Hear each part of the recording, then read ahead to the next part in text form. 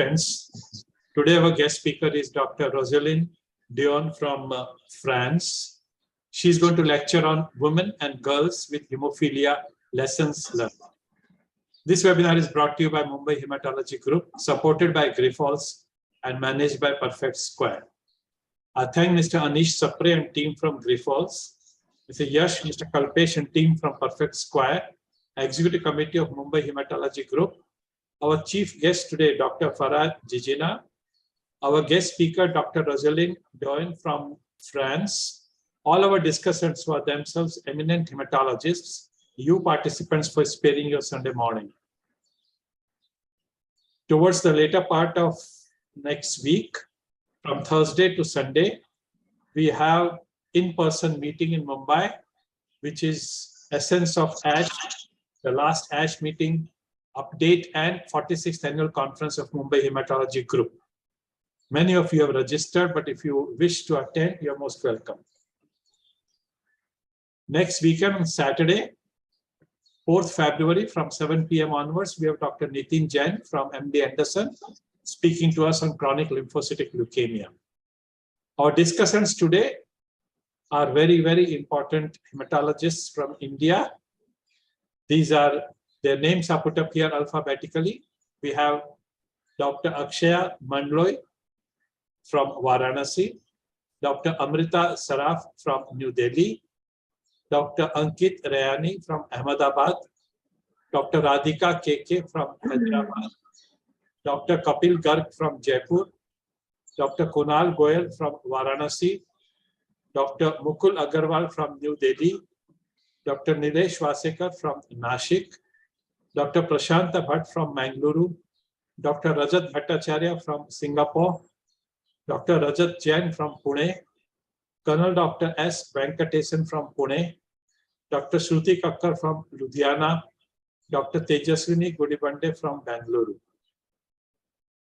It's my pleasure to introduce our guest speaker for the day, Dr. Roselyne Dion from France. She is Medical Director, Reference Center for Hemophilia and Rare Congenital Bleeding Disorders, APHP University Paris-Saclay Hospital, France. She graduated as a medical doctor from UFR, Rousseau Hotel University Paris 6, completed her specialty training with master's degree in hematology, immunology, immunopathology, and transfusion medicine from UFR Saint Antoine University Paris 6.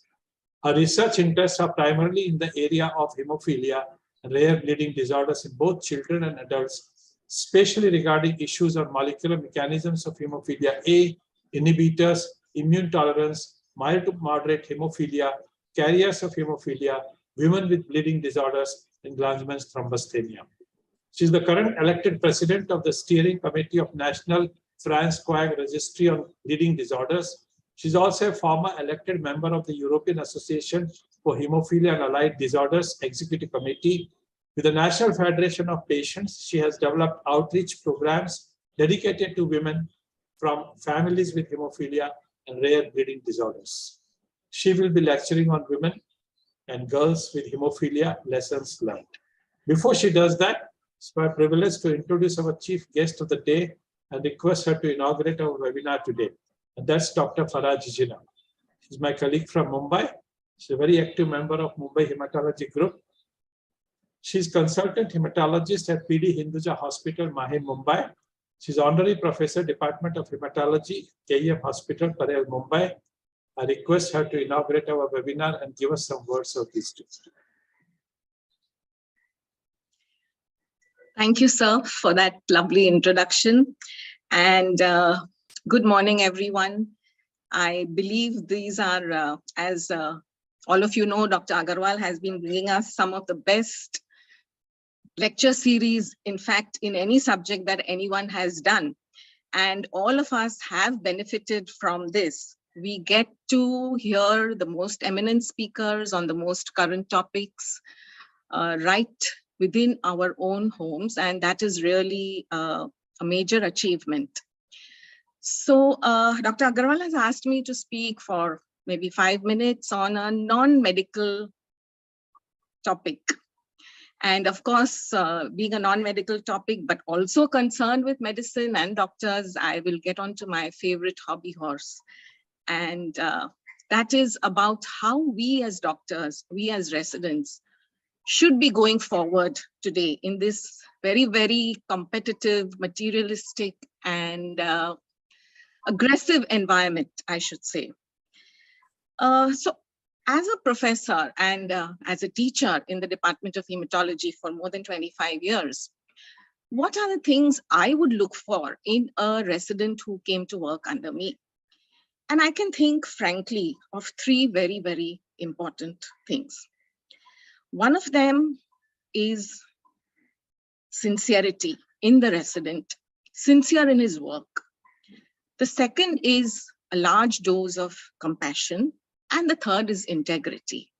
I'm not really concerned whether the resident is very brilliant. I mean, all of you who join and you've come through so many exams, obviously you are all highly intelligent.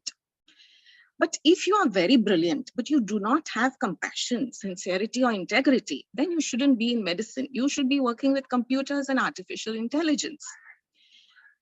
So a good dose of integrity, compassion, and sincerity is what is really required, not just from a resident, but from any doctor. Even if I was a patient, what would I want my doctor to be? How would he be with me? Again, I would expect him to be sincere. I would expect him to show a lot of compassion towards me, and of course, integrity. So I think these are three very, very important aspects which we should be working on.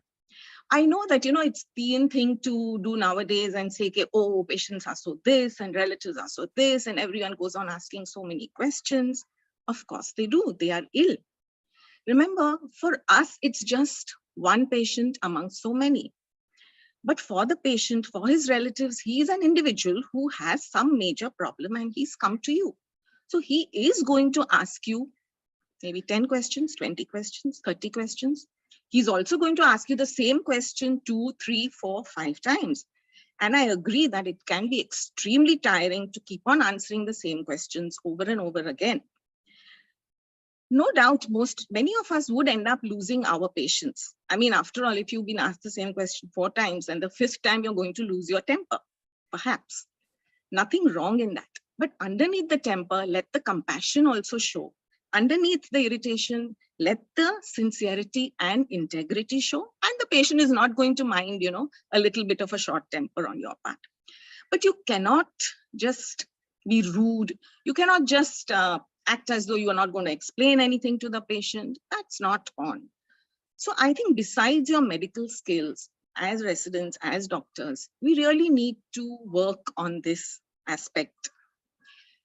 I don't know how many of you know of Dr. Supe. He was the dean of KM Hospital and a very prolific teacher himself. And he used to always tell in many of his lectures, he used to give this example. So apparently there's a study done in which a doctor comes to the patient, indoor patient in the wards. And in one set of patients, the doctor stands at the door and asks the patient the usual questions in the morning on his round, how are you, any complaints, this, that, and the other. And he goes away. The second set of patients, the doctor stands next to the bedside of the patients with his hand on the shoulder and asks the same questions. Both the sets, the time spent is exactly the same. It's some 3 to 5 minutes. And at the end, they compare the results of how the patients felt. And obviously, as you can imagine, where the doctor stood at the door and asked the questions, the patients felt he didn't pay any attention. He just stood, he just walked away. He never spent any time with me. And where the doctor stood next to the patient's bedside with his hand on his shoulder and spoke to him, though the time given was exactly the same, the patients felt, oh no, this doctor was very good. He spent so much time with me, explained to me everything properly. So you see, you may say you're very busy, okay, and you don't have time. But the same amount of time spent in a reassuring, compassionate manner and in a slightly standoffish manner makes a world of a difference to the patients. The other thing is integrity. There's nothing wrong with making money. Of course, we all need money. It is a materialistic world. But at least I always tell the residents that when you start off your practice, okay, don't jump to huge pay scales because there are no free lunches. Any hospital you join, if they're going to give you a large amount of money at the end of the month, they expect 3 to 4 times, they expect that you will make 3 to 4 times that amount for them. And then you will end up doing a lot of things which are not really necessary for the patient. Start low and build up your practice so that then you are the boss and not the hospital standing on your head and asking you to do this, do that. You may not want to do it, you may end up doing it. So if you start at a lower level, build up your practice, build up your reputation, automatically you're going to make your money. You're going to get your car and your house and everything, but you would have done it in a better way and you'll sleep better at night. So I think that is again very, very important. Starting with a huge pay packet, then trying to, do all kinds of things to make up for that is just not worth it. And you won't be doing any, you could say, justice to your patient. So that's compassion, integrity, and of course, sincerity. Spend time taking a detailed history. So many of us nowadays, we don't take a detailed history, and examination seems to have gone out of the window very often. I still remember so many times, when I walk into the ward, even now, or in the ICU, and I ask the student, ask the resident, what about, is the liver spleen palpable? And the answer is, the USG is not showing anything. So don't do that. It's not just the USG, but try and examine the patient. If you need to auscultate the patient, the stethoscope seems to have really gone out of fashion, but it can have its uses. So please use that. Use your hands to examine the patient. Of course, you're going to do a lot of investigations, but don't rely only on the investigations because the examination will actually help you to lead your investigations. Remember, the human body, it's not a computer. So in the human body, 2 plus 2 doesn't make 4. And so whatever you read in the books about a disease or about a particular condition, so often you find that patients just don't fit into it. So you need to be aware of that. You need to be aware of different possibilities and work from there. One of the things, again, I always tell my residents is if you don't know what to do for a particular patient, you don't know which way to go, which is the best thing to do. Should I do this or should I do that? The best thing to do is just think for yourself. If this was my relative, what would I do? If this was my father, what would I do? If this was my child, how would I go about it? And that's a pretty good way of trying to, do whatever is best for the patient. It should not be that I do one thing for my close relatives and I do something else for the patient. Now, I remember at KEM, we had this particular pediatric professor who was always at loggerheads with our department for some reason. So on every patient, we'd end up having so many words and not so great relationship with him. And he would be always sort of telling us, oh, y'all are doing this and you're like that. And, we'd want to do a particular thing for a patient under him, and then he would not agree. So it used to be a pretty difficult relationship with him. But the same professor, when his son fell ill as a child, I think he was about 9 or 10 years old at that time. Oh gosh, what a difference. He was in such a panic. Then he came to us with his son, with 2 or 3 of his residents, and he was like, oh, please don't pick him too much. Make sure the best person possible collects his blood and this and that. Sure, of course, he's your son, you're worried, but why not show the same kind of attitude with everybody else? What's so special? So I think that's a good way of going. When in doubt, think, okay, if this was my person, how would I work? And then I'm sure you're not going to go wrong. Today, we have so much information on the internet. So you can always look up things. The medicine part, if you worked sincerely in your wards, and hospitals are so full, so if you work sincerely, you are going to learn. There are teachers to help you. There are seminars, there are lectures, there are conferences held. So all this will help you. but your basic sincerity, compassion, integrity, that nobody can really teach you. That is not there in your books. That is not there in your lectures. That is not there in your conference. That is something you have to build up within you. So yes, along with medicine, I think it's important to do all this also.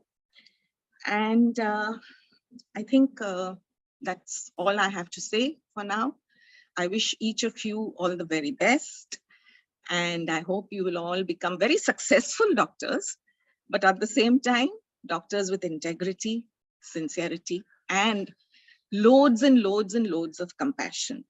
And remember, when you see a patient, start with a smile, because that's really, really important. You know, I have so many patients who will say, Doc, we just like to see your smile. And I don't think they're saying it for to flatter you. They genuinely mean it. Just last week, I had this old gentleman who came. He comes from Calcutta. And of course, this is COVID time, so we were wearing a mask.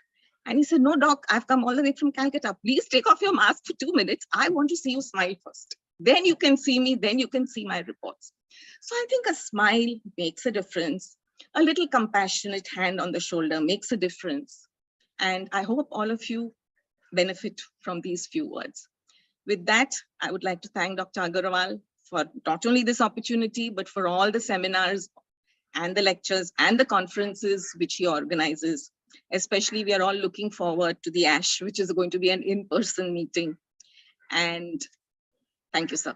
And we can start today's lecture. We have a very interesting topic, hemophilia in the female patient. And our department, Madam, at KM Hospital, we are one of the major departments dealing with hemophilia and bleeding disorders at KM Hospital in Parel. We have a huge patient load. And so for us, it's going to be very interesting to listen to your talk. Thank you very much. Thank you, Dr. Farah. And before I hand over to Dr. Rosalind, fantastic speech, very well crafted, full of messages. And I think we have had so many people to inaugurate our webinars. Without any exaggeration, this was one of the best ones. Thank you, sir. Extremely full of messages. And I hope people who have been listening will pass on this to their colleagues and friends, and they will all benefit. Thanks. And thank you, sir. I'm over to Dr. Rosalind. Over to you now. I hope you can share your screen. Thank you so much, and good morning or good afternoon to all of you. And I must say that I really enjoyed this first talk, Dr. Farah Jijina. That was just fantastic and so universal, because I think that it can apply for any country. So I will try to share my screen.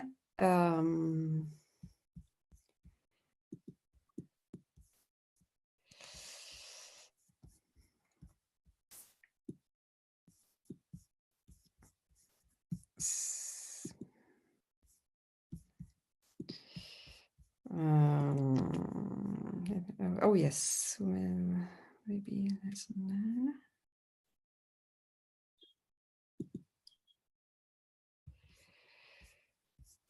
no, this is not this one.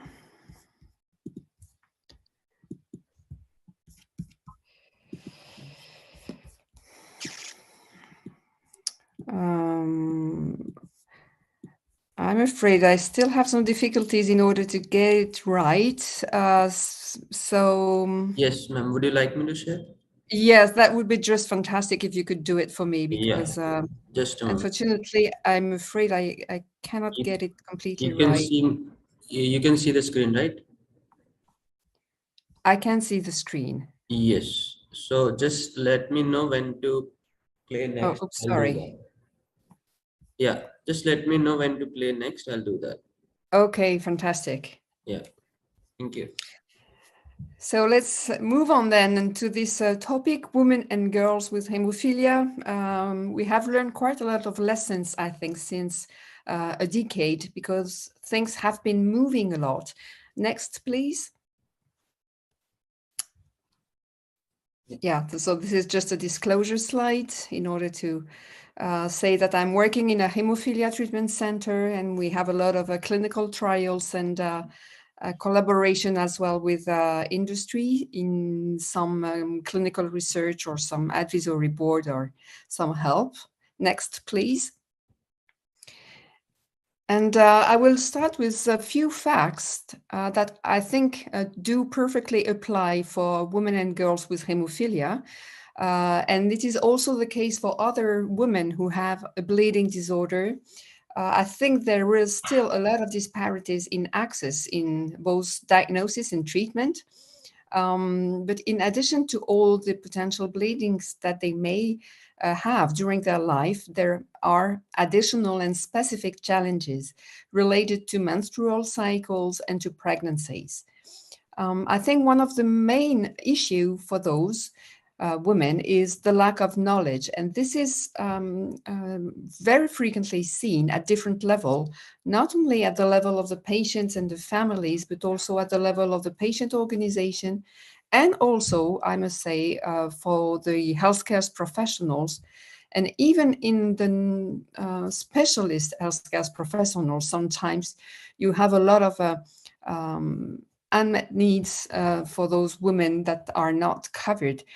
And I think that quite a few causes can lead to this lack of knowledge, and certainly are important to identify because there will be some key points that might help in future in order to do better for these women.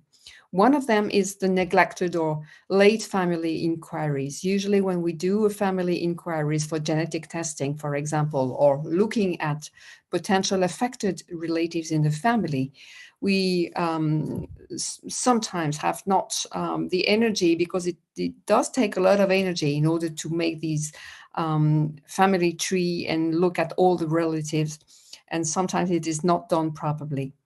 One of the second point, which is, I think, very important, not only for women and girls with hemophilia, but all women and girls with a bleeding disorder, is a very important feature, which is the lack of recognition of what is a normal symptoms or bleeding and what is abnormal. And this is particularly true for heavy menstrual bleeding. A lot of women just do not know that they actually have heavy menstrual bleeding because they don't have the information and the clue to differentiate what is normal and what is abnormal. Regarding pregnancy, a lot of women just don't know what are the risks for themselves, especially during the delivery. And most of them do not exactly know what are the risks for their babies and fetuses. And usually when you have some information prior to the delivery and the pregnancy, it may help to do better for them and to have some information regarding the plan for the delivery. This is very important. And it may help in order to protect both the mother and the fetus. And they are not aware that having this plan in place is very important in order to limit the risk of bleeding at that time. And finally, the last point is regarding the underrated burden I think that a lot of professionals do not know what is the real impact on the quality of life around all these reproductive issues and around the heavy menstrual bleeding complications. We frequently in male with hemophilia discuss the annual bleeding rate or annual joint bleeding rate. But actually, if we do discuss the annual bleeding rate in a woman or a girl with hemophilia having heavy menstrual bleeding a few days per month, this repetition and the severity of these bleeds are mostly underrated. Next, please. Next slide. Yes, thank you. So there has been, this is just to show that there has been recently publications regarding two groups of a person that has been asked to answer some questionnaire. One group was healthcare professionals, some nurses and medical doctors, and another group of women having hemophilia were also asked to answer those questionnaires through the methodology of the focus groups as well. And 4 main issues have been identified as difficulties and challenges that they have to face. The first one is the negative psychosocial impacts. Actually, they frequently have they frequently report some difficulties in the daily practice and even in the interaction with the healthcare professionals. The second is the difficulty to determine symptom significance, and these really will need education and to raise awareness in order to do better for that. The third one is the need for self-advocacy. When you have a woman with hemophilia just coming to the emergency room and saying that she has a problem in the bleeding problem or because she has a trauma, usually the emergency doctors do not know that a woman may have a bleeding disorder, and when she comes saying that she has hemophilia, usually it is not well understood from a so-called male disease like hemophilia, and so this leads to delays in the treatment and some very insufficient management of the situation. And finally, the testing concern regarding the uncertainty, regarding the diagnosis, the name of the disease also we will talk about it a little bit later, and when, how, and where to be tested. It's also some difficulties that has been emphasized from this publication. Next, please. So I think that when you have a family with some patients with hemophilia, male patient with hemophilia, I think for the women of this family, you have 2 different issues that have to be resolved. There are 2 questions that are needing some answers. Are for the first one, transmission. So a woman in a family, is she or not a carrier? Is she having the mutation responsible of hemophilia in the family? And the second question is, does she also has a bleeding disorder? And this will be assessed not only by the coagulation test, but also by taking the bleeding history. And then you will have a proportion of these women, for those who are carriers, who will have some bleeding complications. Next, please. So let's first talk about the genetic diagnosis of carriers of hemophilia. Next, please. So there is a lot of delay, and I will not talk too much about that because this lecture is mainly on women with hemophilia, but I think that both some delays are observed for the genetic part of the diagnosis, but also for the bleeding part of the diagnosis.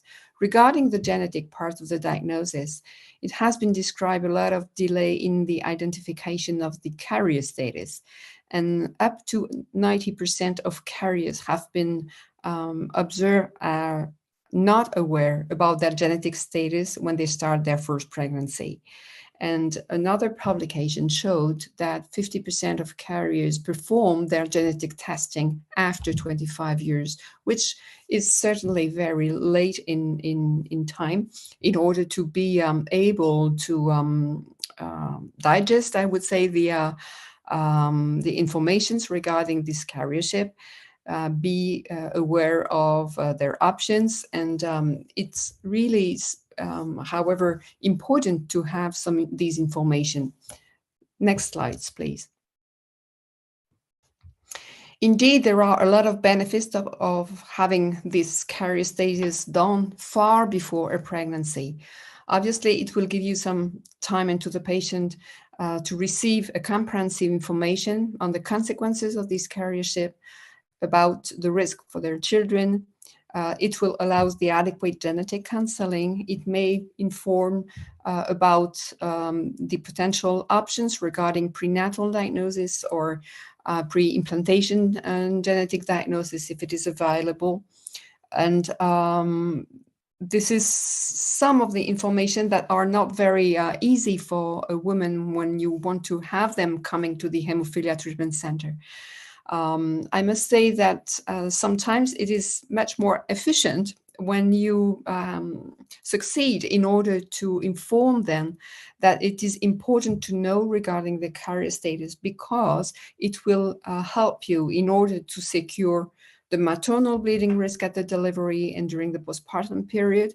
But more of anything else, it will also help to secure the neonatal bleeding risk at birth.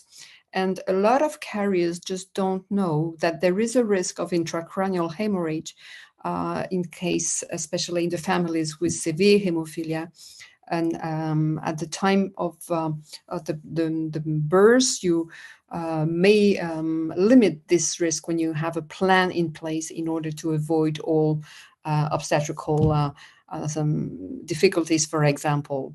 And when you talk to a woman that you will help the health of her baby, usually it is a good way to motivate them to come to your center. Next slide, please. So now we are going to deal more with the bleeding risk in carriers. Next, please.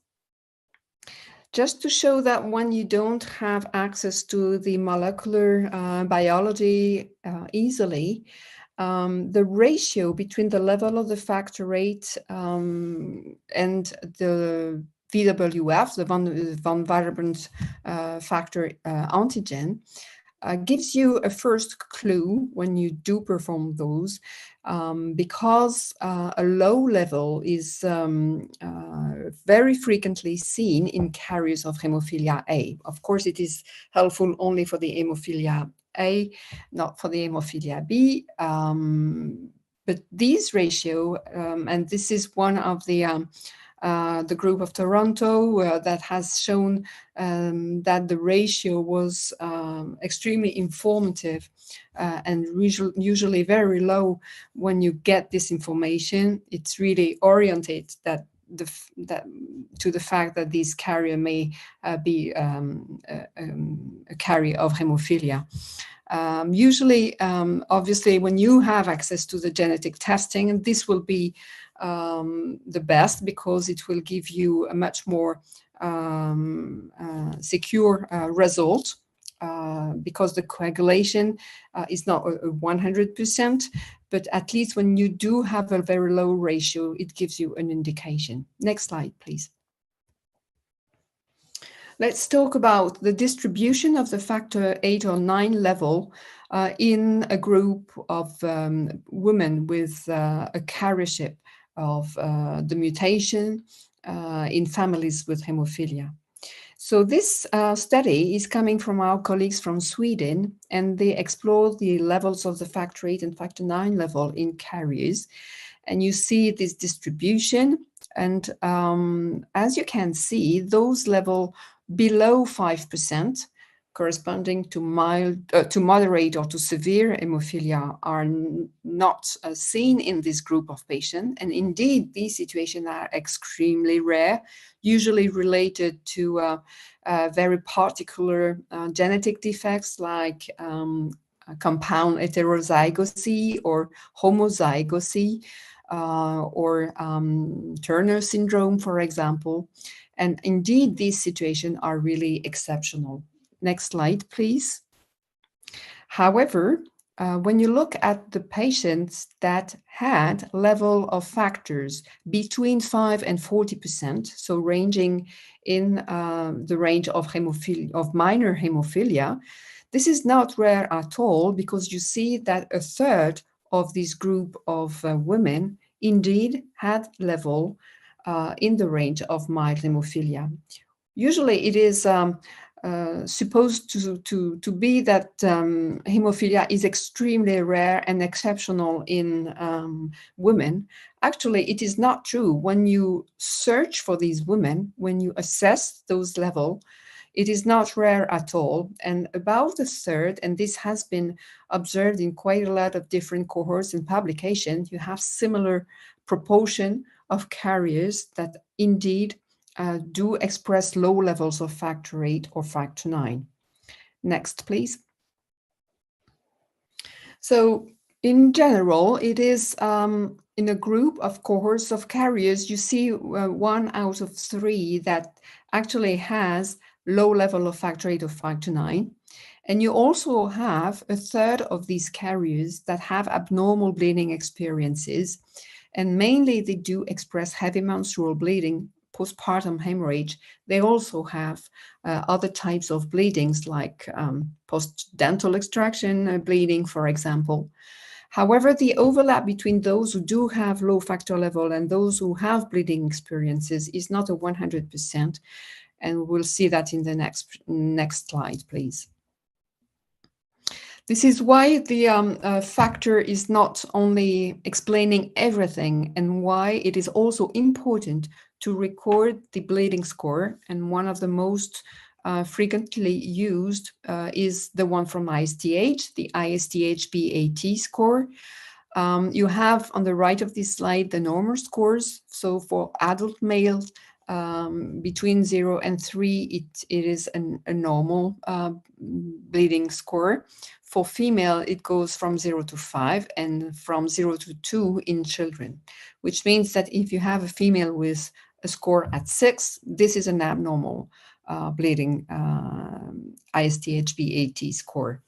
And you have one of the example of the online access to these bleeding assessment tool, very easy to use because it gives you a lot of information that helps you in order to tick the right box and made online your score in a very quick manner. And you have just an example about the items regarding menorrhagia, and you can have online very quickly the level of these ISTH score. Next slide, please.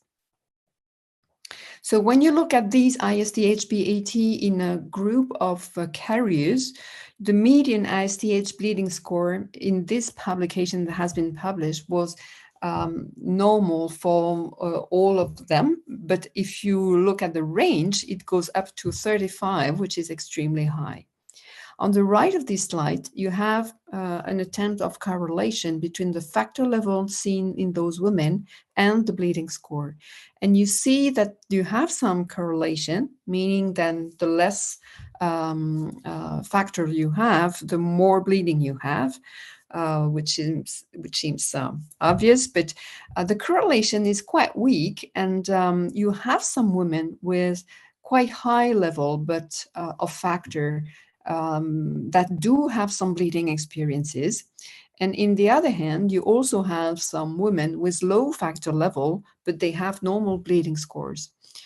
So this is very important to have in mind that the factor level alone is not enough to assess the bleeding risk in those women. And you also have to take into account all of their bleeding symptoms, and especially the ISTH-BAT score. Next, please. You have here in this graph some of the location of the bleeding episodes, and that was with the blue bars in the different locations, and that was compared to a group of control women, and that was the bars in red. And you find here again the postpartum bleeding and the heavy menstrual bleeding as one of the main issues for those women. They also have a lot of bruises, but they also have all this type like hemarthrosis as well, and also some post-surgical bleeding. Next slide, please.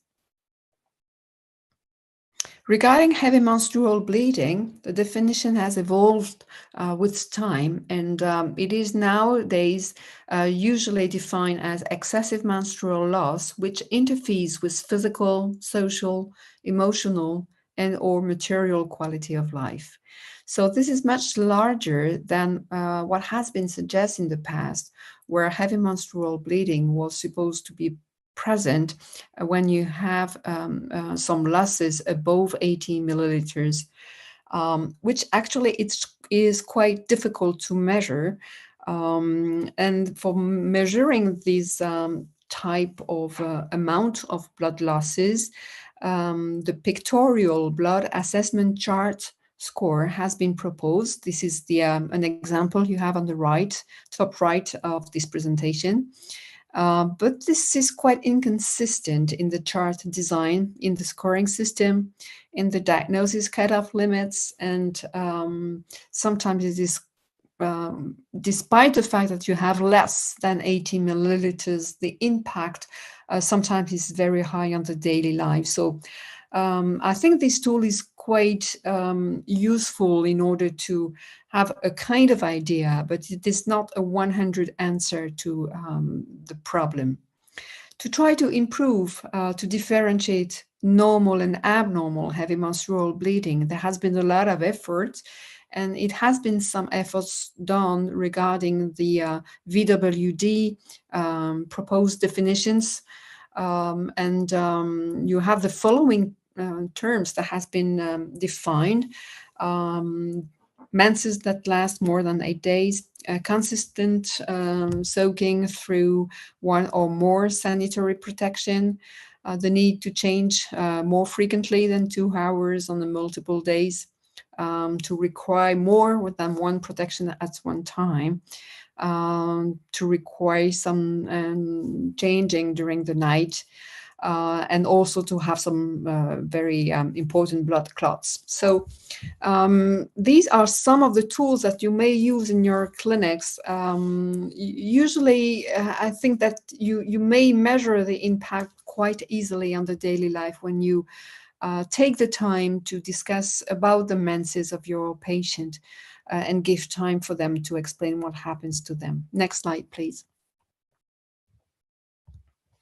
It is also important to recognize that heavy menstrual bleeding is not the single problem for the gynecological domain for those women. This heavy menstrual bleeding leads to anemia or iron deficiency or both. And this is leading to a lot of tiredness that really impact the daily life for those women. You also have a lot of pain. When you have heavy menstrual bleeding, the pain of the menses is much more important. And this is an issue as well, because it is not always simple to correct that, especially when anti-inflammatory drugs are not maybe the right drug to use in order to correct the pain, because it will lead to more blood losses regarding the anti-aggregant effect of these anti-inflammatory drug. Heavy menstrual bleeding may also cause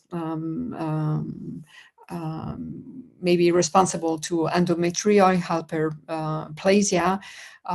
You may also have some difficulties to get pregnant in those women, and some of them are proposed hysterectomy more frequently and at an earlier age than other women. All of this is impacting the quality of life and limiting social, sexual and occupational lives. It has an impact on school, it has an impact on professional activities, and a lot of time lost in relation to this symptom. Next slide, please. A question which is quite unknown as well. Those carriers also have some hemarthrosis, and it has been, next slide, please. That has been also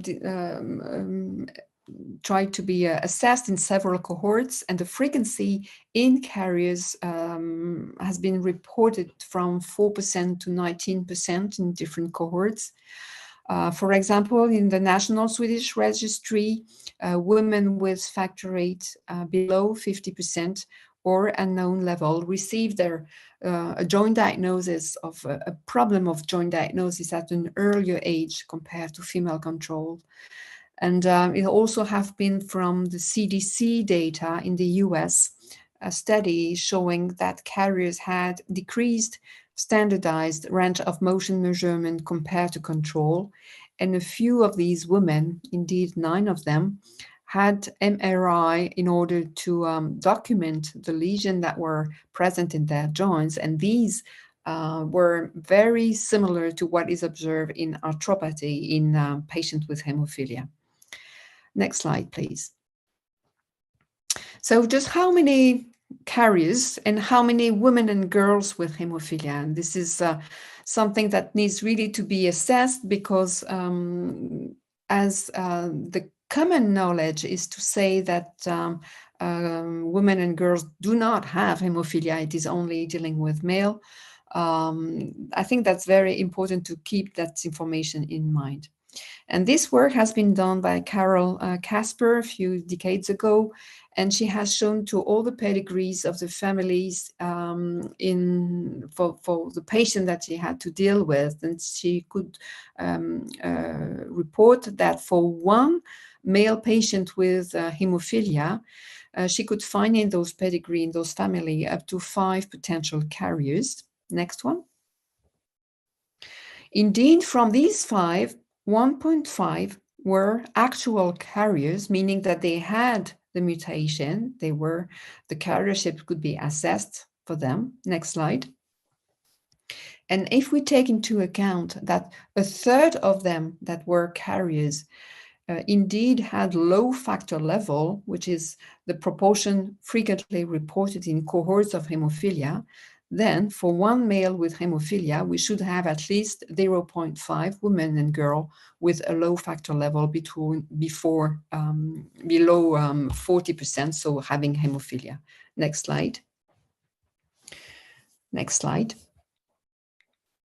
Which means, because if you don't want to share people in two, so it means that for 2 men, you should have at least, in our cohorts, in your centers, we should have at least 1 female with hemophilia, 1 woman or 1 girl with hemophilia. So this is, again, not rare at all, but likely underdiagnosed, because when we look at our cohorts, this proportion usually is not reached. And when you look at the databases, either national or international databases, we never reach this ratio of 1 out of 3. Next slide, please.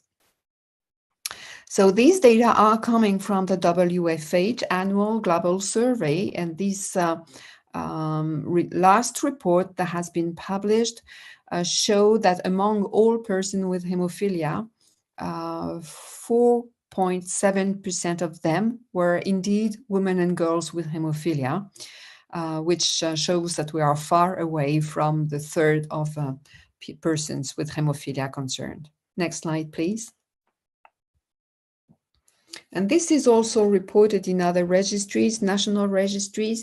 Some of them do have some reports by publications. Some of them have a website where they have annual report. And if we consider that this circle expected is to have a third of a female in the red part, actually with a level explicit inclusion criteria with factor levels below 40%, you see that the proportion is much lower, between 1 and 12%. Next slide, please. And in these circles that you have on the right, in the middle of the circle is the historical data, the more oldest one. And at the external side of this circle, you have the most recent information. This work has been done 2 years ago, 3 years ago. And you see that you have some progression, especially, for example, if you look at the US data, some programs and specific program to identify those women has been in place and allowed really the identification of more women with hemophilia. You also have some other countries, like in mine, where it has been much lower number of persons, but it has been now more shared within the all the hemophilia treatment centers in the country. And we currently have a proportion of 7.7%, which is not the best one, but still some improvement to do. But at least there is a way ongoing to try to better identify those women. Next slide, please. So what about India? So I had the curiosity to look at these same number coming from the annual survey of the WFH. And I see a total for the last report, a total of more than 25,000 persons with hemophilia identified. And I just give you the example of my country, just to give you where we are currently and still some work to do. If we take that about a third of these 25,000 persons with hemophilia, we should expect to have something like 8,000 women with hemophilia. So I don't know if you have those numbers. I would be very interested to know. Next slide, please. So I think that if they are not diagnosed, it is important also to try to measure the delay of the diagnosis of these women. Next slide. I will first talk about the severe and the moderate hemophilia girls. And this work has been done from the US, in the US, and they compared the age at diagnosis of a boy with severe or moderate hemophilia compared to a girl with severe or moderate hemophilia.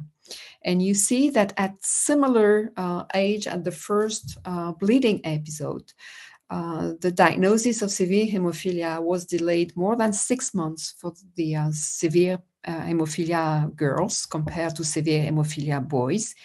And if you take the moderate ones, the age at diagnosis was delayed nearly 40 months after. Because it is not obvious and simple for pediatrician to consider that she may have hemophilia, because hemophilia is such a male disease in the mind of everyone that this is not coming to the idea that she might have such kind of complication. Next slide, please. Now, if we move to the mild hemophilia, I'm happy to share with you those data that are coming from our registry in France.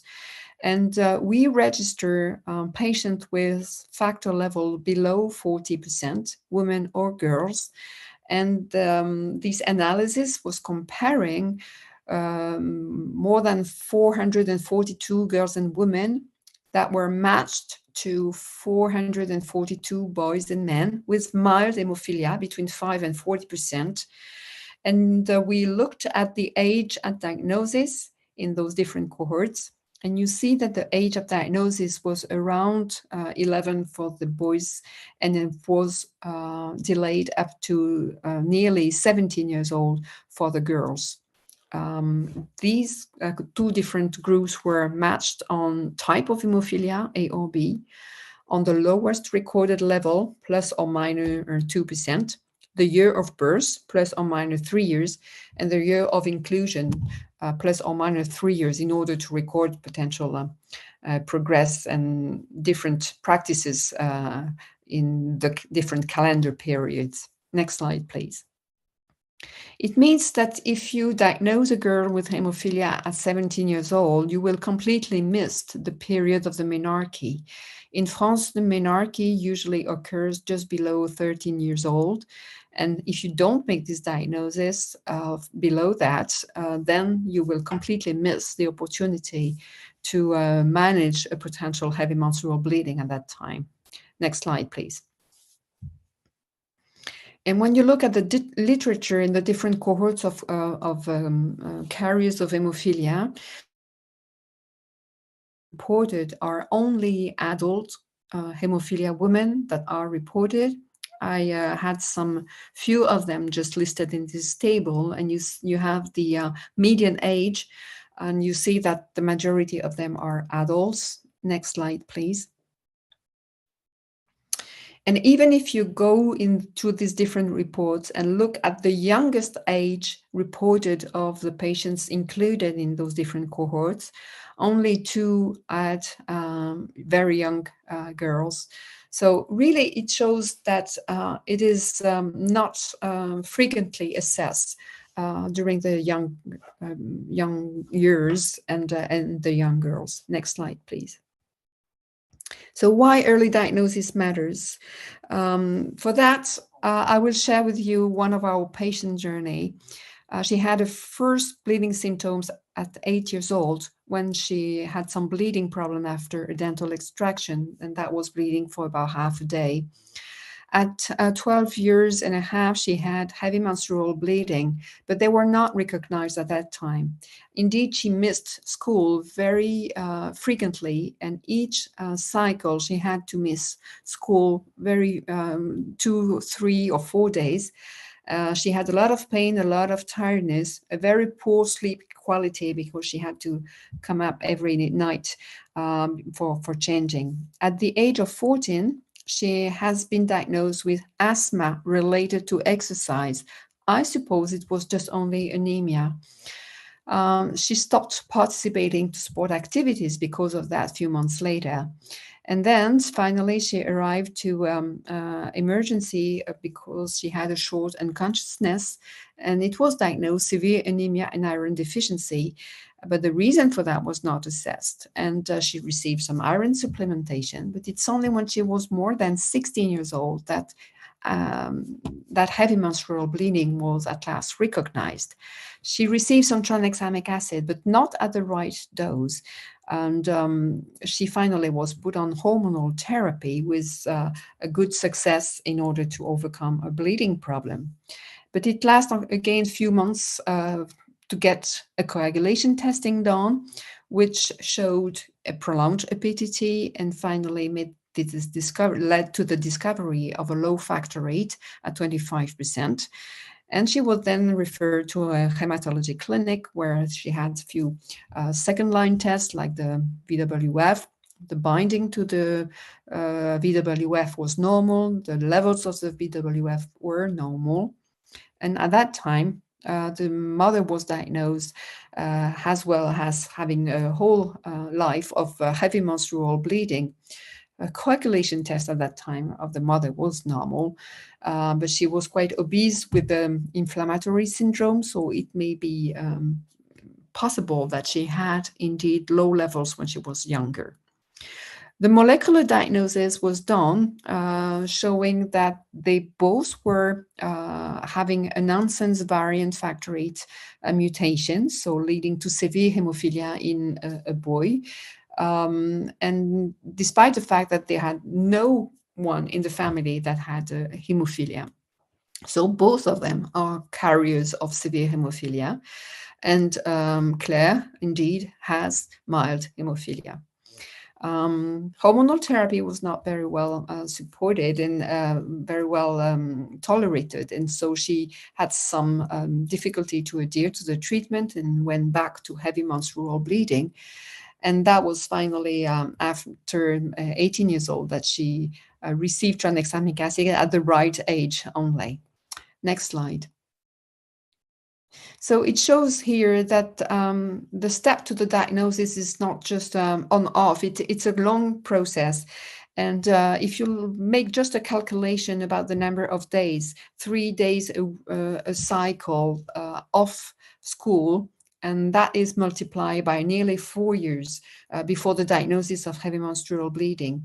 So it means that she had 450 days with heavy menstrual bleeding. So that's not an ABR of 5 or 10 as we see in male patients. The impact is really important. And indeed, the calculation of the days off school was more than 140. Next slide, please.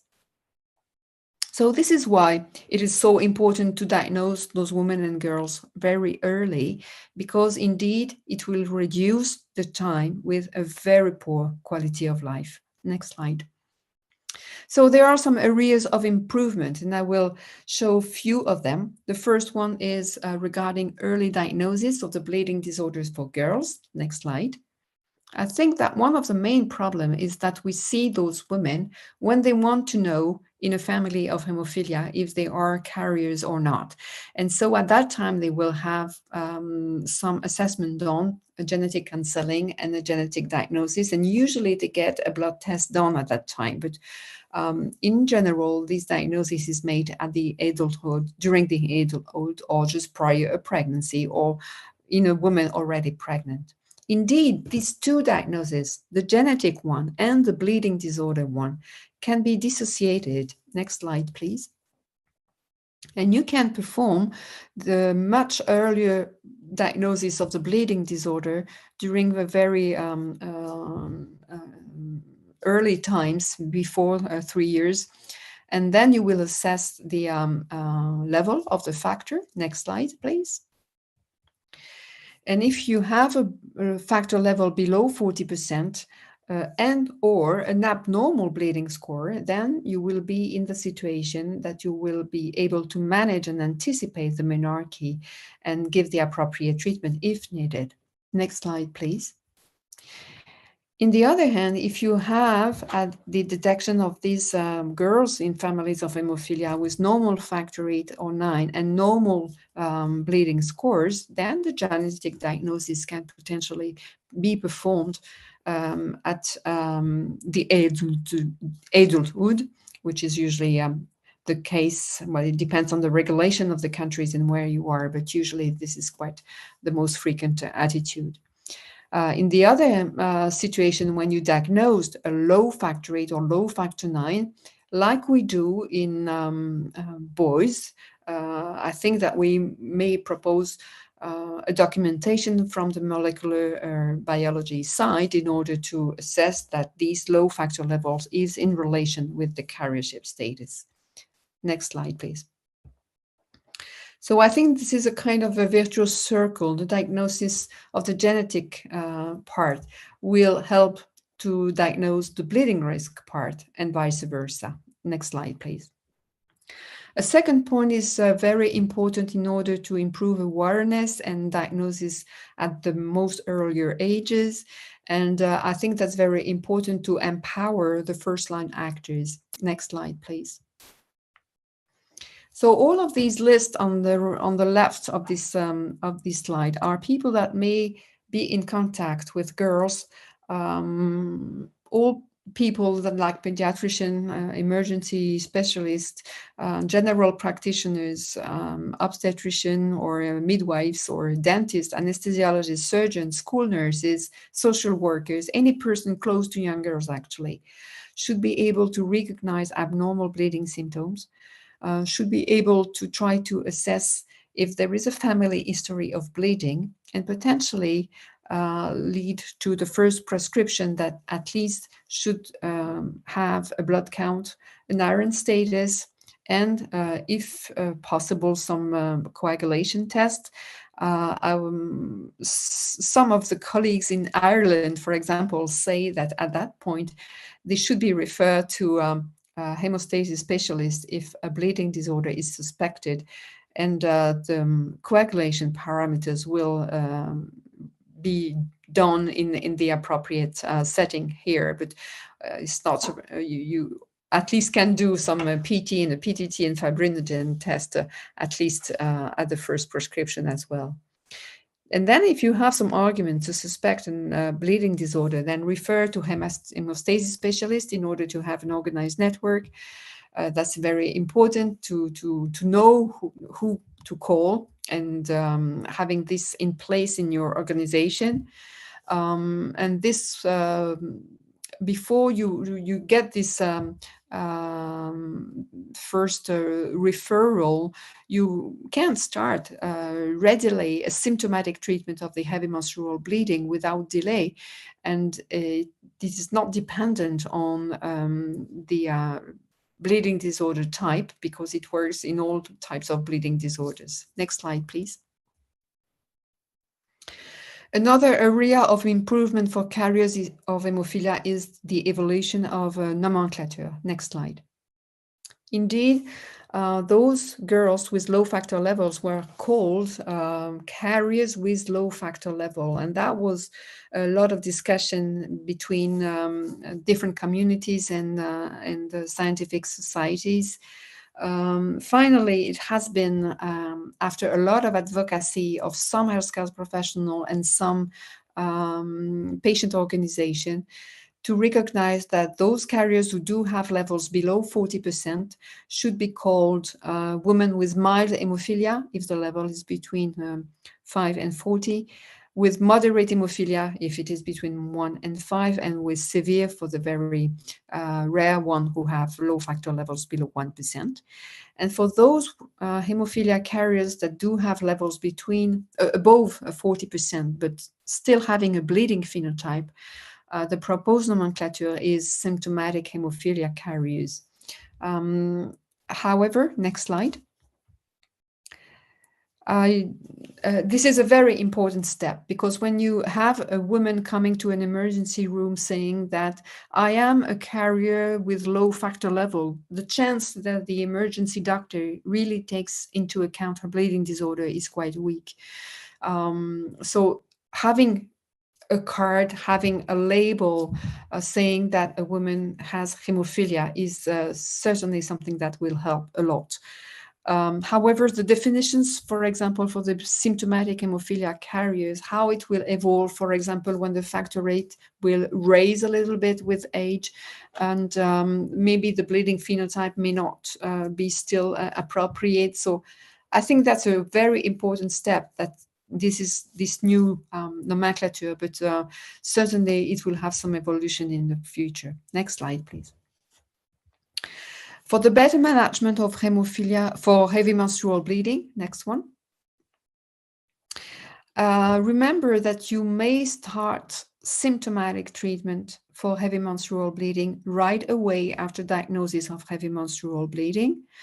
And you have here the 5 pillars that you may play with using either one or the other alone or in combination. The first one is tranexamic acid, the second, the hormonal therapy, the painkillers, the psychological support, and the iron supplementation. Of course, when you do not completely succeed in order to overcome the problem of heavy menstrual bleeding by tranexamic acid, for example, only, then you may add hormonal therapy on the top of it. And if it's still not effective, you still potentially have specific treatment. And for carriers, it will be, and for women and girls with hemophilia, it could be desmopressin for carriers of hemophilia A, for example, or it could be factor concentrates. But these are very important in order to right away make some treatment in order to improve the quality of life of your patient. Next slide, please. And they will be happy. Next, so it is the multidisciplinary clinic. This is a very important point. Next slide. So those clinics usually are organized in some places where you have a joint clinic with the hematology part, the hemostasis part, but also with the gynecologist. And this is really very helpful because you share knowledge with your colleagues, and you have a pathway for care which is much more efficient for your patient, because they do have both informations at the same time, and it will really improve the management of this heavy menstrual bleeding on a regular basis. So when you have some heavy menstrual bleeding, it is very important to follow, not only to treat, but then after that to follow the efficacy of the treatment, but also the tolerance of the treatment, especially for iron sometimes, which is not very well tolerated. Hormonal therapy, some of the girls may stop hormonal treatment, and sometimes they resume to heavy menstrual bleeding. So a regular follow-up is really needed. Education is key here in this setting in order to help the adolescent to be aware about how to manage iron deficiency, anemia, how to take the pills, what is possible or not possible to take the same day or not. And the new modalities of administration of iron, which is 1 tablet every other day, which is probably the best way to do it, because you will ensure the absorption from the intestinal bowel, but you may also limit the phenomenon of intolerance. Next slide, please. And finally, a word about the prevention of the postpartum hemorrhage. It has been described a lot of postpartum hemorrhage in carriers with a very different proportion according to different available literature. The role of the factor VIII genotype severity has been raised in this study coming from our colleagues from UK, and they observed that the rate of postpartum hemorrhage were much higher for carriers of severe hemophilia compared to carriers of mild hemophilia A. So leading to suggesting that the mutation involved was potentially responsible or of more frequency of postpartum hemorrhage, but this will need further confirmation. These data are retrospective data. Next slide, please. Next slide, please. Thank you. So in the literature, you have proportion of postpartum hemorrhage in carriers that comes from, I saw another report recently, from 0 to 63%. So this is really showing how difficult it is to assess this postpartum hemorrhage. Indeed, the role of the factor level is unclear. It has been shown that below 50%, you will have a lot of postpartum hemorrhage, much more than the control women. But above 50%, this is much more controversial. A lot of other reasons may cause a postpartum hemorrhage, like induced labor, C-section compared to vaginal delivery, for example, injuries, infection. But the main reason of postpartum hemorrhage is the uterine atony, and this might contribute to these very different levels of proportion of postpartum hemorrhage. A recent review showed that you could have some postpartum hemorrhage in 63% when you take into account the individual patient data. When you look at the cohort studies where you didn't have some of the details, there were only 20%. So it really showed that all of these retrospective data are not enough robust. And the way the postpartum hemorrhage is measured differs a lot from one center to another. Is a bag used or not to measure the real blood loss or not, etc. There is no consensus for the prevention, and the question of raising the bar of the 50% level of factor up to 80 or 50, or some of the colleagues in the Netherlands are using 100, more than 100, and even sometimes more than 150. I think that really we need some research here. Antifibrinolytics likely could be helpful. Next slide, please. As you know, there has been this last decade the women trial that was exploring the benefit of antifibrinolytics for women after delivery when they had a postpartum hemorrhage. And it has been interesting to see that you could reduce the mortality related to the postpartum hemorrhage thanks to the early use after the beginning of the postpartum hemorrhage of tranexamic acid. So next slide, please. Maybe this is possible that for the women and girls, it could also be interesting. Just a few words about the people who discovered this drug. Indeed, Utako and Shosuke Okamoto, they were both Japanese scientists that has been involved in the development, the discovery and the development of this drug. And they spent all their entire career in order to promote antifibrinolytics for limiting the postpartum hemorrhage problems. And it has to be waited nearly half a cycle until 2009 in order to have tranexamic acid listed in the WHO model list for essential medicine. Next slide, please.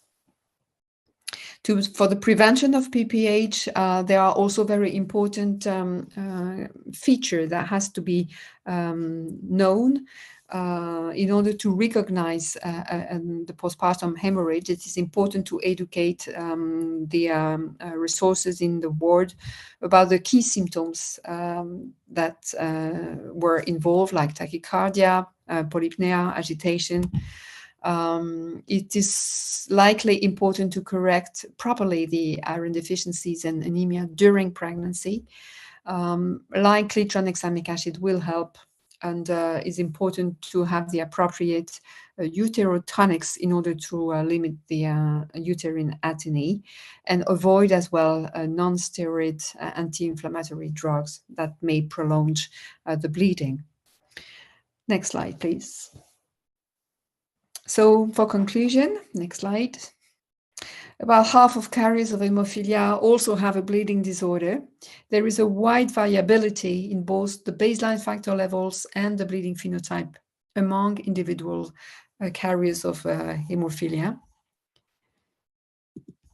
And early diagnosis matters a lot. So this is important to update the family trees and to make all efforts in order to identify those women. Education is really key, and more research is needed in order to increase the knowledge and improve the care and the management of these women. Next slide.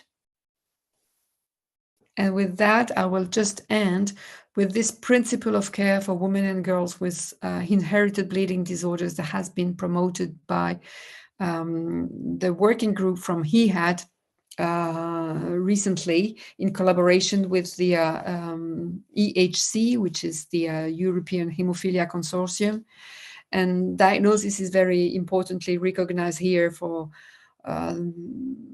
one of the main issue, but you also, I really encourage you to read those principles. They give you some tips in order to implement in your practice. Next slide, please. And this is probably the end, just to acknowledge all my colleagues.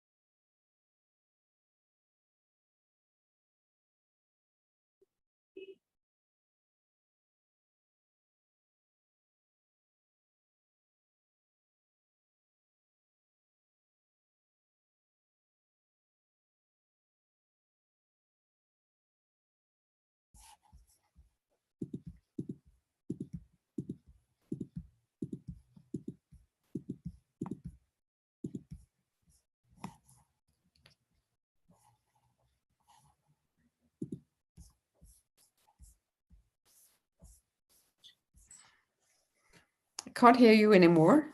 No, can you hear me now? Oh, yes, I can hear you. Perfect. Fine. So we lost you for a couple of seconds, but yeah, sorry. Don't know what happened. would you like to stop sharing your screen now? Yes, okay. Okay. So thank you so much. That was a great talk. I mean, I must say that this is a very different angle to the problem, which is not so well appreciated, at least on this side of the world. And I'm not sure whether it is really appreciated all over the world, or it is something which you have worked on it and tried to popularize it. Very, very important aspect. So Thank you. Let's see what our colleagues have to discuss with you. Dr. Amrita. Beautiful talk, Dr. Rosaline, and it was really impressive and very informative. And I highly appreciate your efforts in this field, as we all know that, it's usually common to get the samples for a suspected case of hemophilia for a male patient, but we actually, underestimate this problem in our young girls and women and, during pubertal age. So I have a question to ask and also a comment to make. My question is like in a country like India, where we have, many a times, very frequently, we have these financial constraints. So what's your opinion? What should be the protocol to screen for carrier state in young girls in, our country? What would you suggest? So I think that depending on the access to the molecular biology, which I know is a cost, obviously, at least the identification in very young girls about a bleeding problem with at least a factor level is a first important step. If you have a girl, a very young girl, with a low factor level, then you will know that, for example, for a surgery, for a dental extraction, or when the menses will come at the menarche, you will be aware that she is at risk of having some bleeding problems, and you may manage them quite easily with tranexamic acid or desmopressin, which is less expensive than concentrates, and eventually concentrates if you have access for them. But sometimes when they have, let's say, for example, 25% of factor level or 30% of factor level, and you can perform with a good local hemostasis, you can perform a dental extraction only with tranexamic acid. I would say that probably that would be enough if you don't have access to concentrate products or the desmopressin, for example. So I would say that for the diagnosis, at least you should assess the factor 8 or factor 9 level in families of hemophilia B in order to identify those girls who have low factor level. But that's a single one part. But you also have to record the bleeding history. This is very important because we know that the correlation with the factor level is not complete. So we also need to record the bleeding history and potentially treat a girl, even if she has 45% or 50%, so nearly normal level. But if she has some bleeding symptoms, then it should be important to give her tranexamic acid, for example, in the postoperative period. Yeah, thank you so much. For assessing the genetic part, in families of hemophilia A, when you have this very low ratio between the factor 8 and the VWF antigen, then it will give you an indication, but it will not be a complete proof. But the sensitivity and the specificity are quite interesting, I must say.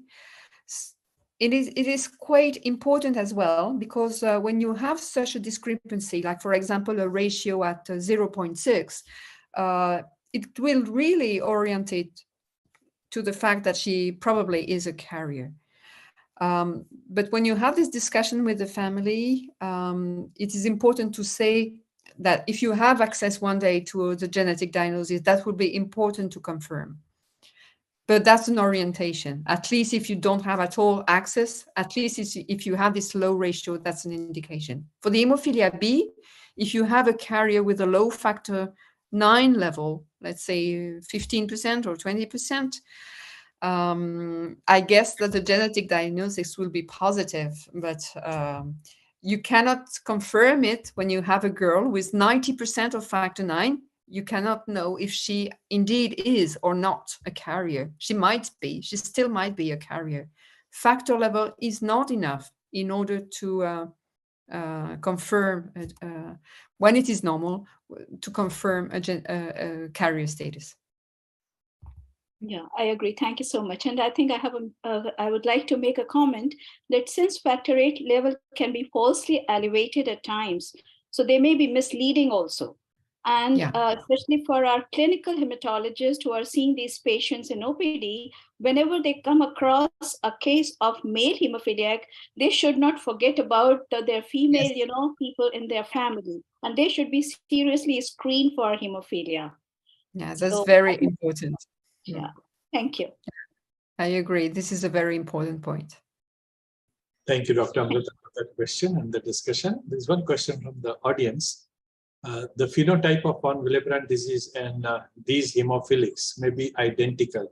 Are there any ways to suspect who is von Willebrand and who is hemophilia if these are not from the family of hemophilia? I must say that the symptoms in VWD women is much more mucosal than we see in carriers of hemophilia, meaning that usually the nose bleeding, gum bleedings are extremely rare in carriers of hemophilia and in women with hemophilia. I would say at mild level of a defect compared to VWD. Heavy menstrual bleeding, however, are quite similar. But regarding the symptoms, I think that's the expression is really much more on for women with hemophilia, much more on the post-operative period, for example, or trauma, or they have some bruises, a lot of bruises, but the nosebleed and the mouth bleed, in my experience, are much less tricky compared to VWD patients. Thank you. That's very useful. Dr. Ankit, your question. Yeah, thank you, sir. Thank you, Dr. Azul, for that wonderful lecture.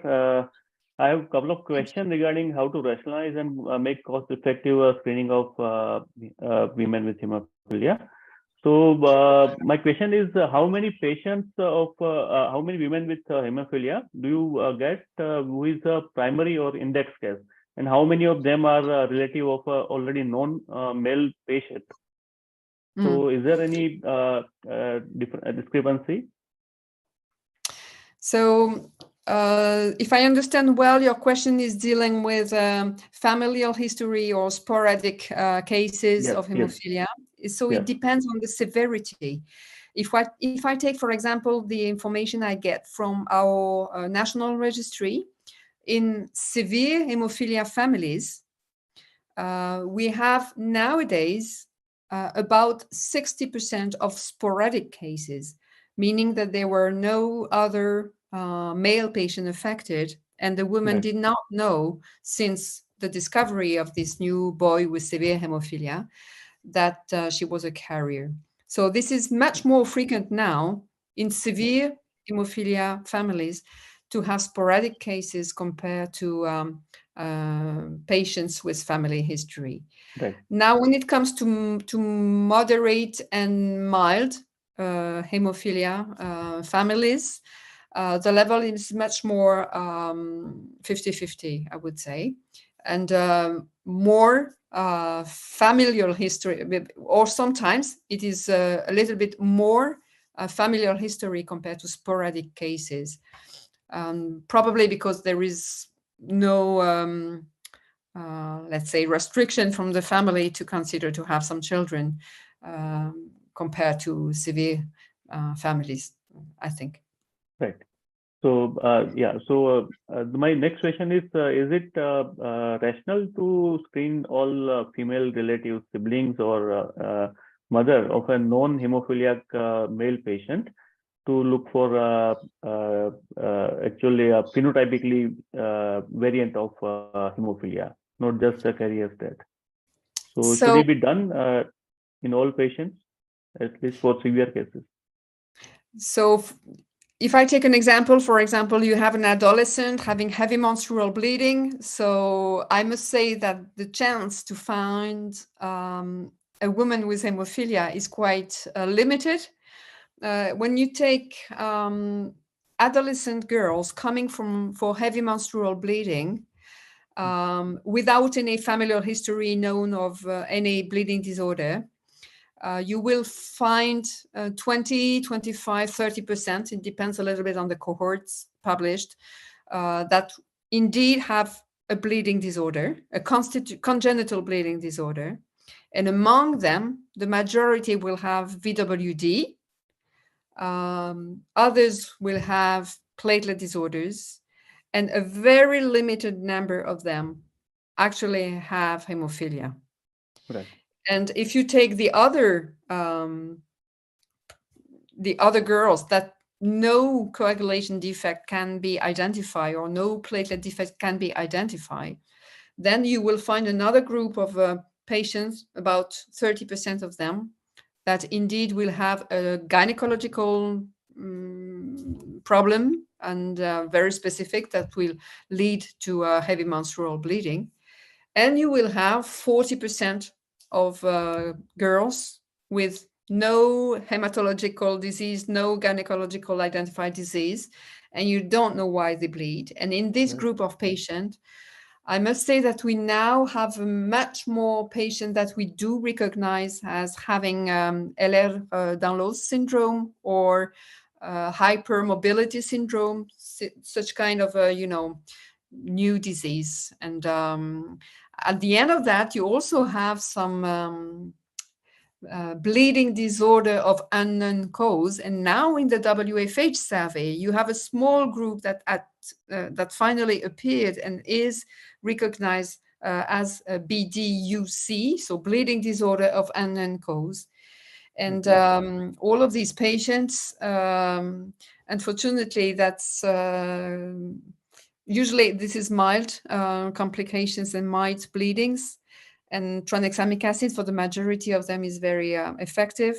But this probably will come a much important group in future, I guess, because we do not recognize them currently. Right. Thank you. And one more question regarding testing for a carrier state in a female relative of a non-male hemophiliac. So what kind of test would you do before calling a patient, that a person who has come for a carrier state, that she is not having any hemophilia gene mutation? So is it NGS plus MLPA, or anything else should be done apart from those two? Well, it will depend on the type of the mutation she is carrier of. I mean, you may find it quite easily because you will have a difference in the genotype, and you will find something different from the normal genotype. Yeah, one of the problems that we have is that many of the time we don't have the mutation status of the index case also. Yeah. So that is also not worked out. So suppose a male patient is there and female relative of that patient comes, we don't even have the mutation status of the index case. Yeah. So in that case, it becomes very difficult to tell the female relative that she's not carrying the same mutation, practically speaking. Yeah. From when you don't have access at all to what is the mutation in the family, apart from go and look into this big gene. I always explain to my patient that the genotype is just kind of very big library, and you have an encyclopedia with 26 different volumes, and there is something wrong in one of the letter, and that's difficult to find. And so techniques are evolving, and now I think are proposing much more cheaper access, including when you make those samples sent to some laboratories. And I must say that this is why the factor level may help you in order to identify the potential carriers in the family. This, in families with hemophilia A, this ratio is really a very useful information, because when you look at the ratio of those carriers, it is quite specific. The sensitivity and the specificity of this ratio for the family of hemophilia A is quite important. And for the hemophilia B, only the low level can help you. So that's, and then the genotype, you can identify in a woman even if there is no male patient, because you can identify like this. And as you know, if there is a duplication or a deletion, then the MPLA can be helpful in order to identify such kind of but I would say also that hemophilia world is a kind of a community where we discuss from India and France. And when there are some difficulties for specific families, I remember very well a patient coming from India, and I could reach his doctor and to share some information, and I could get some very important information for the management of this man. And if there is some specificity that needs really to be addressed by a very specific genetic analysis, I'm sure that if I call my colleagues from the genetic department, they will agree to perform it for free if there is something to do. So I think that's also a community that can help, and we have to ask as well. So no problem for that. Yeah, thank you. Thank you so much. You're welcome. Thank you, Ankit. Dr. Rajat. Yeah, thank you, Dr. Rosalind. This is a fantastic talk. I'm a pediatric nephrologist. I have one story to tell and one question to ask. So basically, we had a kid, severe hemophilia B, and the mother came with the daughter to say that the sister is also having some bruising. So initially we didn't pay too much attention, but indeed she had a factor IX of 2%, and that the penny dropped, and she basically was Turner syndrome. So this is one interesting thing for everybody to know, that yes, Turner syndrome sometimes will present with hemophilia, but she was a moderate because the factor level was low. So that was an interesting thing for all pediatricians to know. Yeah. And so, yeah, so I think you have mentioned in the talk. And can I ask you a non-hemophilia question? It's on Glanzmann thrombocythemia. I have got two little girls with quite severe bleeding. One diagnosed in neonatal period with skin bruising, and the other one with quite severe epistaxis, recurrent one. Would you, in the current age, advise a stem cell transplant, knowing what stem cell transplant has become much safer nowadays, and considering the quality of life long-term for these kids? Would you advise a stem cell transplant? Where does it current advice stand at the moment? Thank you.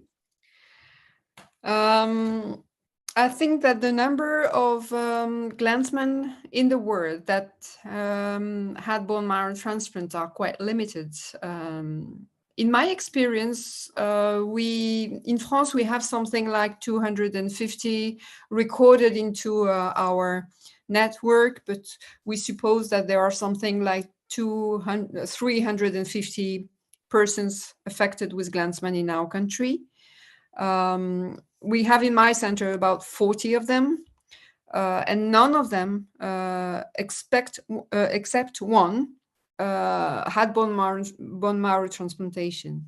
I am also aware of a child that has been transplanted as well. That was about 15 years ago, because the recurrence of the bleeding episode really made, as you explained, the quality of life extremely difficult. I would say that the bone marrow itself is something which is having its own adverse event potential. And the scientific basis for future in Glanzmann probably will evolve, because there are different options that potentially may completely change the picture of these patients more easily than we currently do. I think that the bone marrow transplantation might be indicated if you have, for example, platelet inefficacy related to platelet immunization that has developed against the GB2B3A, and then you cannot restore anymore the platelet efficacy due to these very high antibodies. But then it depends on the access you may have to 7A. That might be extremely helpful for mild episodes, but also in severe episodes and also in surgery settings. I guess that my knowledge, when I discuss with other colleagues regarding the indication of BMT, is also depending on the access to 7A and the dose of 7A you may prescribe, because 7A really changed completely the picture of this disease when it is available even if it is not 100% efficient, it completely changed really the need for platelets transfusion and red blood cell transfusion as well. So I guess that people who do have access easily to 7A will have less requirement for bone marrow transplantation. And in future, there will be, there has been some presentation at ISTH last year about a new biotherapy that could potentially, it's a B-specific antibody, just like emicizumab in hemophilia, a little bit like this, but making the gap between the platelets and the fibrinogen in a similar way. And the concept is there, and there will be some clinical studies that will certainly be starting in 2 or 3 years. You will have some more we will have some more information on that. If it is really effective, I think that this molecule potentially, and if it is well tolerated, that really needs to be obviously addressed by the with a clinical trial. It might completely change the picture of this disease as well. So it really depends probably about the immunization and access to 7A. So the level of the indication of the bone marrow transplantation probably depends on that. I don't know if you have easily access to 7A or not. Yeah, we do. But thinking long term, these girls, so they will have problem with the periods and pregnancy and things. So that was a question. But yeah, thank you. It is very helpful. For the heavy menstrual bleeding, well, all of them usually need some hormonal therapy, and sometimes to block completely the menses. You have also adverse event of this hormonal treatment. I understand that, but usually it is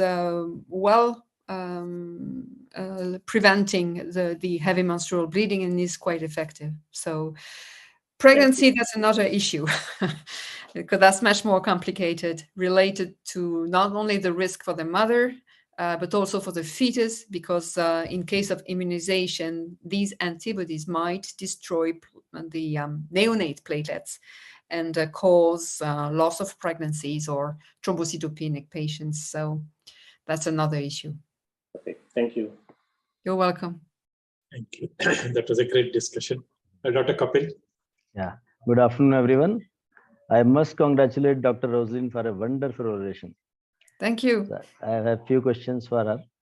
We all know definitions of hemophilia severity are based on experience with male patients who doesn't have to go through menstruation and childbirth. So don't you think that the classification of severity for females should be different, as they may experience frequent prolonged bleedings because of menstruation and childbirth, even with factor levels that are in the mild to moderate range? Well, the question that you should come to the ISTH group to discuss then, because I think that these discussions are regularly addressed, and I'm afraid I will not give you a formal reply. So currently, the ISTH state that mild hemophilia starts below 40%, between 5 and 40. 1 and 5, it is moderate, and below 1, it is severe patients. And I completely agree that we have some patients with moderate, for example, levels between 1 and 5 that do have the lives of severe hemophilia patients. And when we have such a number of complications of bleeding, and especially with the heavy menstrual bleeding in a mild patient, it could also impact that much the daily life that it could be potentially discussed. I'm afraid that all the scientific literature dealing with different group of hemophilia is using this classification for ages, and it would be very difficult to modify that because of the I guess we only take, we know that it is not perfect, but at least that's quite standardized. And so I agree that maybe it does not reflect completely the symptoms, the clinical symptoms. And especially for those carriers who have levels above 40% and have some bleeding experiences and only call symptomatic carriers and not having hemophilia in the definition. But as I said, this definition might evolve with time. It is unclear why those women, let's say with 60% of factor, still have bleeding problems. And it is unknown why it is the case and why the correlation is not that good. There are some potential hypotheses, like maybe the mutant gives different results if you assess it by chromogenic assays compared to first stage assay, first chronometric assays. Sometimes maybe the mutation, the severe mutation, might be related to more severe bleeding phenotype that has been observed in few series. And maybe there are other causes that are not well assessed, like a platelet disorder that could be associated to the carriership. And is this more responsible of the bleeding symptoms or compared to the factor rate? Not all of those carriers called symptomatic carriers actually had platelet aggregometry or functional tests. So maybe there are some hypotheses that may contribute to different. So I know that the definition from factor level is not perfect, but that's quite standardized. And particularly in females. Yeah. And it depends as well on countries, because if, for example, in US, when you don't have a specific label, you cannot prescribe and you cannot have some reimbursement for the patients if you don't have a very specific label. So I think that this is also country dependent problems as well. So nomenclature is a real issue, and this is why I'm sure that we are not done here completely, and some more work are needed. I agree with you. And how often do you check factor levels in carriers? Because we all know that factor levels increase with age. This is one of my great theory, because as I saw that the majority of the cohorts reported are adult cohorts, as I've shown. That's also another point that may explain this discrepancy between the factor level assessed at adulthood and the discrepancy with the symptoms that has been observed previously, for example, for heavy menstrual bleeding, when potentially the factor level was lower. And when I looked in my center and my patients, the number of tests that I done, it could be only 1, 2, or 3 for those who have the highest level.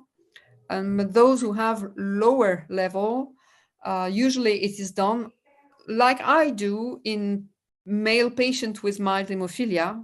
It means when they come on a regular basis, and usually I try to see them every couple of years to have more frequently some tests done and some follow-up done. And so I have much more factor levels. But I'm convinced that the majority of the carriers tested only at adulthood will have higher level compared to what level they could have when they were young infants. And I'm convinced that the number of factor level assessed per patient is very limited. And as you say, the fluctuation of the factor regarding inflammatory state, pregnancies, postpartum period, hormonal treatment, that may also raise a little bit the bar. So I think we should perform those tests on a more regular basis than we usually do. That's a very good point. Thank you for raising it. And my last question is, do you find that carriers with hemophilia B are more symptomatic as compared to hemophilia A? When you look at the factor level on median, factor level in cohorts of hemophilia carriers of hemophilia A compared to carriers of hemophilia B, the levels is a little bit lower with the factor 9. However, they do not seem to bleed more. So, for example, if I take in France Coag, so in more than 500 women with hemophilia, the median factor level is much lower with the hemophilia B patients, female, with compared to hemophilia A. However, the bleeding symptoms and the bleeding needs for treatments are similar. So I don't explain it. I don't know why. Thank you. Thank you, Dr. Kapil. Dr. Shruti.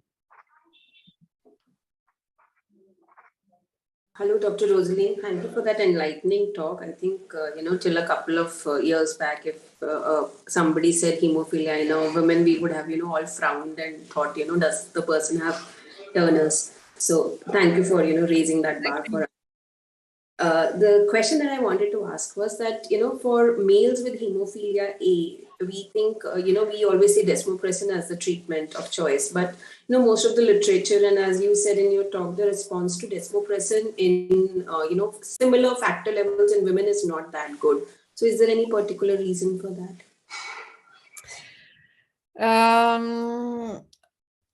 It has been suggested that the reason why the bleeding symptoms could be a little bit higher in women with hemophilia with normal factor levels could be related to the fact that they could, after desmopressin, have a lower factor level more quickly, going back to their factor level of origin more quickly compared to other group of patients like VWD or the reason I don't know. But what has been observed is that the way the factor 8 level will decline and decreased in the hours after the injection of desmopressin seems to be quite rapid compared to other types, to normal controls or to other types of disease like VWD. But it also depends on the genotype. And we currently having a study, I cannot completely share the data because they are just on the analysis process, but it looks like when you have a very severe factor 8 genotype, you may have an even more rapid PK parameters after desmopressin compared to those who have a mild mutation. So maybe the severity could of the factor 8 genotype could explain such kind of differences in the reply that we observe. But that's a very important question. I agree. And when you perform a test of DDIVP, I don't know what is your practice, but we try usually to have at least 6 hours after the first injection of the DDIVP in order to collect information regarding not only how the factor 8 can go up, but also in how many hours it will go back to the baseline level, because that's very important in order to cover post-operative period, I think. Thank you, Dr. Rosaline. I think there are some things which we are still, left to discover about this topic and in future. Thank you. Certainly. Thank you very much. Thank you, Dr. Shruti. Dr. Amrita, your remaining questions, including those which you have put in the chat box, go ahead. You're muted. Yeah. Thank you, sir. So the question in my mind was like during pregnancy, as we know that factor 8 levels are to be monitored, and then maybe, the obstetrician has to decide the mode of delivery based on that. And many a times we don't know the past history. like there may be an affected male in the family, or the females are actually screened for this factor levels, or despite having heavy bleeding, because they themselves are not really aware that they, for the bleeding is abnormal. What you said, it may be true in, with very lots of young girls where they are not aware that they need to be, consulting a hematologist or a physician. So in such cases, what should be the criteria by the obstetricians to decide the mode of delivery and to prevent that PPH? So one is factor VIII levels, but once we know that it's just not the level which should satisfy one, and without a significant past history and family history, how should one obstetrician go about such kind of patients? I hope I'm able to explain my question. I will try to answer, and you will tell me if that was the right understanding. During the pregnancy, usually it has been recommended in quite a different national and international guidelines that at least the level should be above 50%. If you are below 50%, you will double your risk of a postpartum hemorrhage. And it is well known that if you want to perform peridural anesthesia as well, you need to have level above 50%. So I can tell you what is my practice. What we do is for those carriers who are not reaching 50% at the end of the third trimester, we usually give factor VIII in order to cover the maternal risk of bleeding and to allow as well the peridural anesthesia. But when we do so, well, there is a multidisciplinary plan, obviously, for the delivery, so everyone can be informed about the needs and the modalities and the management. And what is important is potentially to perform a second dose a few hours after, because you have a risk with the catheter when you insert it, but you also have a risk when you remove the catheter for the peridural. So it is important to cover a sufficient period of time. And if we have a vaginal delivery, which is not decided by the factor level, it is more obstetrical consideration and fetal neonatal consideration regarding the risk for the fetus as well. But I never, I think that obstetricians are not deciding C-section or vaginal delivery only based on the factor level. Even if we know that the C-section increase a little bit the risk of postpartum hemorrhage compared to the vaginal delivery. But again, the main reason for postpartum hemorrhage is really uterine atony. This is the first actor at play that needs to be addressed. So this is why I am a little bit concerned. Well, usually I prefer that my patients are around 70% of factor at the time of delivery. I usually prescribe tranexamic acid systematically, especially for those women who had low level at baseline prior pregnancy, and for those who have bleeding symptoms and a bleeding score which is above 6, equal or above 6. And usually I'm not, I will not dose to reach level above 100 or 150.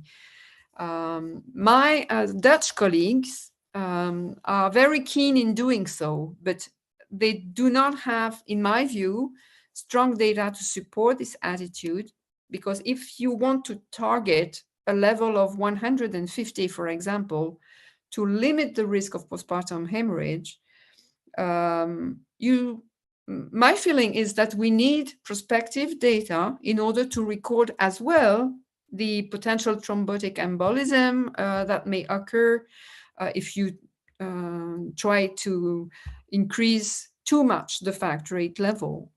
And maybe it will not completely cover the postpartum hemorrhage risk that exists in every woman. And I think that treating very strongly the uterine atony seems to be really the key. This is what I understand. I'm not an obstetrician, but this is what I understand from them.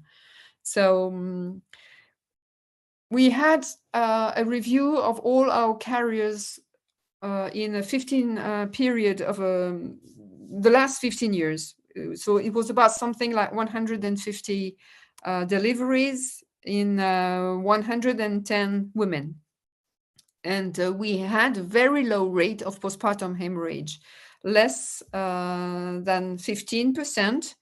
And the majority of them were related to uterine atony. So I am not personally, at that point, completely convinced that raising the bar of the factor level will solve the entire problem. I'm more believing that uterotonics plus correcting anemia and iron deficiency during pregnancy to arrive at the time of the delivery with normal hemoglobin level and normal iron status, plus antifibrinolytics, plus uterotonics, I think that could maybe do the job. But again, that will need some research and prospective data. Yeah, thanks. Because our ops and gynae colleagues sometimes, they discuss such cases with us, and it's important for them to understand, the limitations of simply, those screening tests like APTT, and sometimes we get the samples from outside, like which are the patients who are like not admitted in the hospital. And we realize that many a times it's just the pre-analytical problems which can mislead them. And once we do the fresh tests, it's sometimes not even raised. So that's like related to coagulation screening. The pre-analytical variables are very important to be kept in mind. And this can avoid, unnecessary testing and of course, monitoring, which is not really required. But of course, in those cases where it is indicated, one has to go, and you highlighted it very nicely. How can we help our ops colleagues? Thank you so much. Thank you for sharing also your views. Thank you. There are some questions from the audience, a bit unusual questions. The young lady with hemophilia carrier who is being taken up for the bone marrow transplant, how will you monitor her during the procedure? Bone marrow transplant for another reason then? Yeah, probably. Yeah. How you will monitor the factor VIII, you mean? Looks like that. How will you prevent it? Well, it depends on the factor level at baseline. I would be very cautious regarding the thrombocytopenic period, and because if she had low factor level plus a thrombocytopenic status, then the risk of bleeding might be increased. And though I would certainly maybe try to correct the factor VIII in order to not add any other risk of bleeding during this period of severe thrombocytopenia. For the rest, I don't think there is any other issue. Yeah. Thank you. Another small question is, a girl who has heavy bleeding during her menarche, is there a risk of her having other hematological disorders like PNH or any other? Well, as I said, when you have heavy menstrual bleeding, there is a whole spectrum of different situations and disease. And I think that we can explain some of them, finding a bleeding disorder or finding a gynecologic situation and problem. but also for a quite important proportion of these ladies, we do not exactly know why they do have this heavy menstrual bleeding. So it could be different situation, and like the collagen disorders and etc. So, but HPN, I don't think so. I never seen them. Right. Two small last questions. Yeah. If the severe hemophilic woman is carrying a male fetus versus female fetus, will there be a difference in the approach to managing her pregnancy? Yeah. I think that's important if she's a carrier of severe hemophilia for her boy. She needs to know about her option, and I don't know to which extent access to prenatal diagnosis is possible or not in her environment. Sorry? Prenatal diagnosis is available. Yeah. So then you may that's important that she had all the information in order to make her own choice with her partner regarding what they do expect and want regarding this boy. Usually the prenatal diagnosis can be done first with a determination of the sex of the baby through a maternal blood sample. And if it is a male, then you can proceed with an assessment around 14 weeks of pregnancy to assess if the baby is affected or not, provided that the mutation is known. And then the couple will have to decide what they do regarding the pregnancy. Do they wish a termination of the pregnancy if it is an affected male, or do they wish to prolong the pregnancy and accept a baby with hemophilia? So I think that during the pregnancy, this is the genetic counseling which is much more important and present. However, regarding the delivery, a lot of discussion has to be made with the colleagues.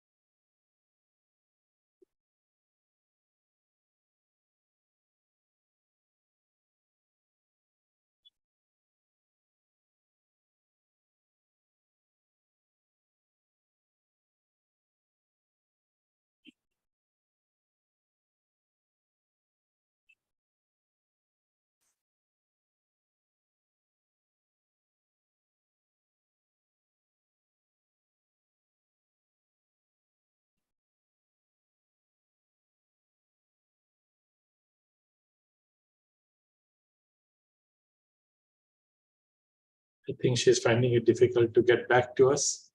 I will wait here for in case she joins to thank her. But those of you who want to log out, please log out. We complete this webinar.